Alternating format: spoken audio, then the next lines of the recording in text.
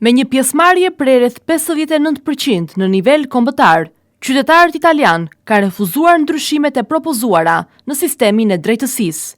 Rreth 55% e votuesve, të cilët ju drejtuan kutive të votimit, votuan kundër ndërhyrjeve në 7 nene të kushtetutës, të cilat preknin drejt për drejt karrierën e magjistratëve dhe funksionimin e institucioneve të drejtësisë. Rezultati u reflektua edhe në hartën rajonale. Vetëm 3 nga 20 rajone mbështetën reformën duke lënë pjesën ndërmuese të vendit në anën e kundërshtarëve. Një shpërndarje tillë e votës tregon për një mungesë konsensusi të gjerë në shkallë vendi.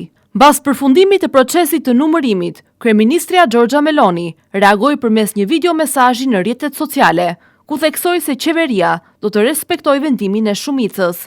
Ajo nënvizoi se ekzekutivi do të vijojë punën, po me të njëjtën përgjegjësi dhe vendosmëri.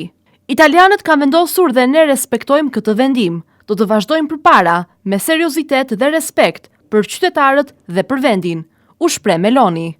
Rezultati i referendumit përbën një sinjal të qartë politik për qeverinë, gjë e cila vë në pikpyetje të ardhmen e nismave për reformimin e sistemit të drejtësisë në Itali.